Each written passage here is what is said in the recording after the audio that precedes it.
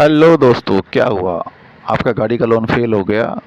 आपका गाड़ी का लोन फेल कैसे होता है आपको मैं बताता हूँ आज पूरी डिटेल के साथ। ठीक है, तो बात करते हैं, वीडियो स्टार्ट करते हैं। वीडियो के एंड तक जरूर देखिए और चैनल को सब्सक्राइब करें, बहुत अच्छी आपको जानकारी मिलेगी। ठीक है दोस्तों, चलिए अब बात करते हैं कि अगर आपको कोई गाड़ी लोन लेना है, इसके अंदर चाहे आपका स्कूटर से लेके मोटरसाइकिल से लेके ट्रक तक हो, एक नॉर्मल पेपर होता है, वो सबको पता ही होता है दोस्तों। आपका आधार कार्ड होता है, पैन कार्ड होता है, आपकी रिटर्न होती है, ठीक है, चेक होते हैं, बैंक स्टेटमेंट होते हैं, ये आपकी वाइफ के डॉक्यूमेंट चाहिए होते हैं, आधार कार्ड, पैन कार्ड, अगर वो रिटर्न फाइल करते हैं, और 1 साल की स्टेटमेंट उनकी भी, अगर वो कहीं जॉब करते हैं तो, नहीं करते हैं तो नॉर्मल पेपर चाहिए होते हैं। एक गारंटर चाहिए होता है जानने वाला दोस्तों, जिसके पास आधार कार्ड, पैन कार्ड हो, या बिजली का बिल वाला हो, या उसके पास जुड़ी आपकी कोई गाड़ी हो, जैसे आप गाड़ी ले रहे हो ऐसे उसके पास गाड़ी होनी चाहिए। ठीक है, ये एक नॉर्मल डॉक्यूमेंट होते हैं जो मैंने आपको बता दिए हैं। नई गाड़ी आप लेने जाओगे, ठीक है दोस्तों।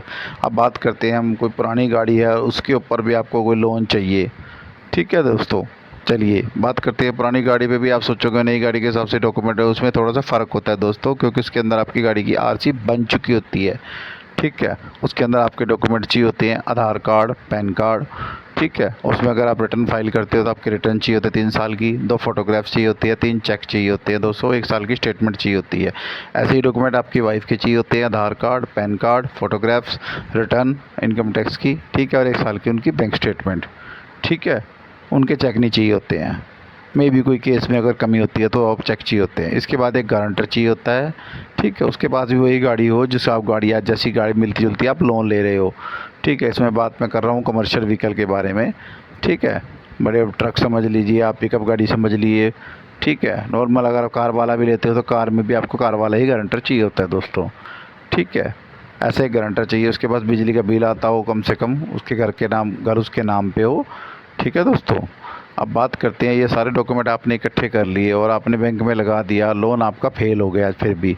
ये निर्भर करता है आपकी एफआई के ऊपर। बैंक वाला आके ये चेक करता है आपका स्टेटस क्या है, आपका आस पड़ोस क्या है, कि आपके सिबिल में कोई प्रॉब्लम तो नहीं है। कोई भी रीज़न हो सकता है जेन्युइन, जिससे आपका लोन रिजेक्ट हो जाता है दोस्तों। आप सोचते हैं कि मेरा सिबिल तो ठीक है, मेरी एफआई ओके है, कोई ना कोई गाड़ी में डॉक्यूमेंट में कोई कमी हो गई, उस वजह से भी आपका लोन रिजेक्ट हो सकता है। इसमें बहुत सारी बातों को ध्यान रखना होता है दोस्तों।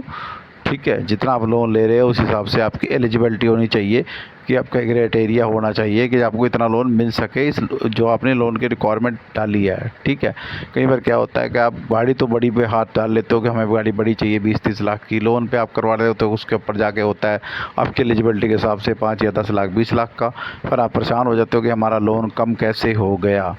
ठीक है, ये एक जेन्युइन प्रॉब्लम आती जा रही है दोस्तों बैंकों कंपनियों में, कि अगर आप किसी गाड़ी पे वैल्यू के हिसाब से लोन कराते हो, ठीक है, उसमें लाख, 2 लाख, 3 लाख रुपए घट भी जाता है। ये एक आम समस्या आती जा रही है आज की डेट में। फिर आपको अपने पल्ले से या अपनी जेब से एडजस्टमेंट करनी पड़ती है दोस्तों।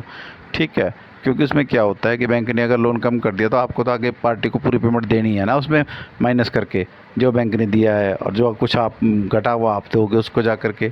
ठीक है, अब बात आती है पेमेंटें घट कैसे जाती है। इसमें क्या होता है दोस्तों कि इसमें गाड़ियों का इंश्योरेंस भी बीच में इंक्लूड होता है। अगर आपका गाड़ी का इंश्योरेंस नहीं है तो बीच में इंश्योरेंस भी काट देती है एक बैंक और कंपनियां मिलके।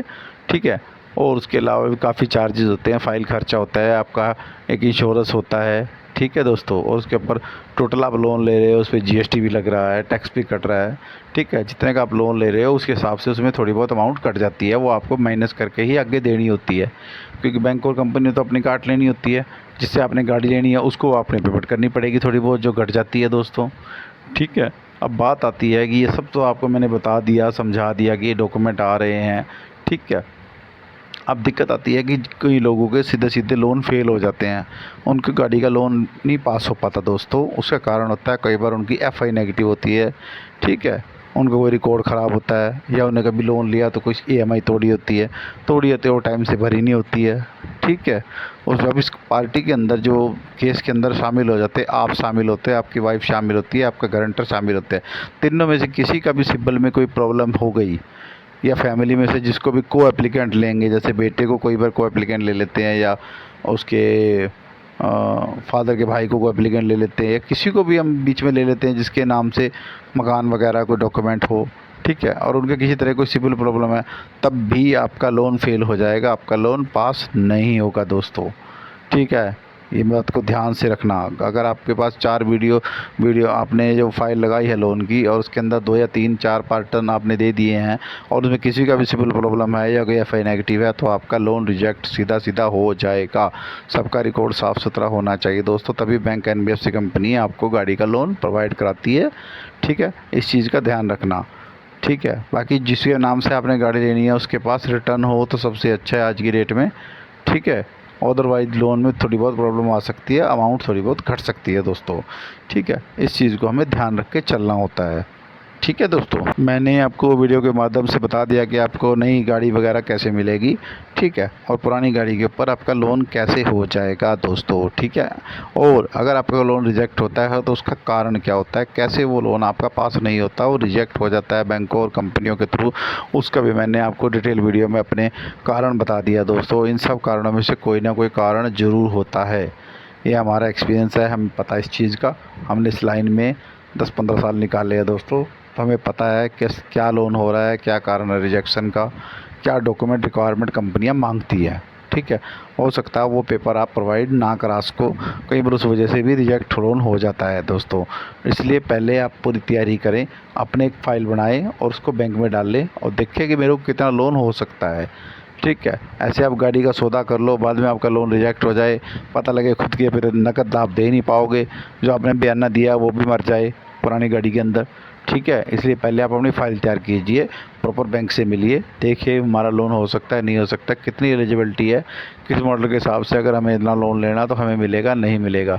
ये सब तैयारी आपको गाड़ी को ख़रीदने से पहले आपको करनी पड़ेगी।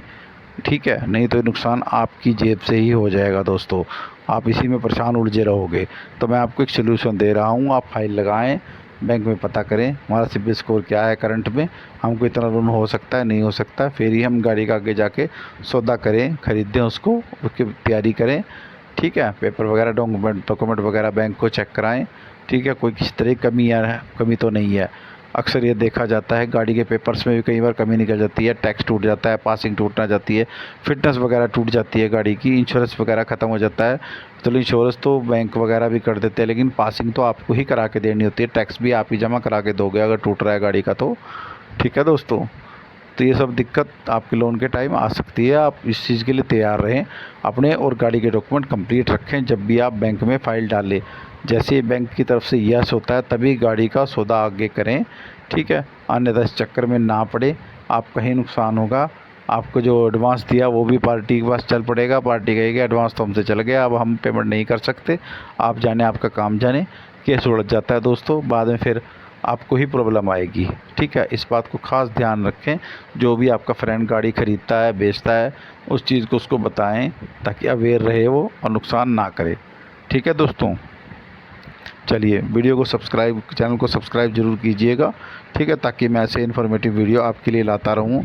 ठीक है, इसके नेक्स्ट सीरीज़ में आपके लिए मैं वीडियो लेके आऊँगा कि आपका गाड़ी का लोन आपके नाम कैसे ट्रांसफ़र हो जाए, अगर कोई गाड़ी लोन वाली है सीधा आपके नाम कैसे ट्रांसफ़र हो जाए। ठीक है, इसलिए आप चैनल को सब्सक्राइब कीजिए ताकि नोटिफिकेशन आपको आती रहे। ठीक है दोस्तों, ओके बाय।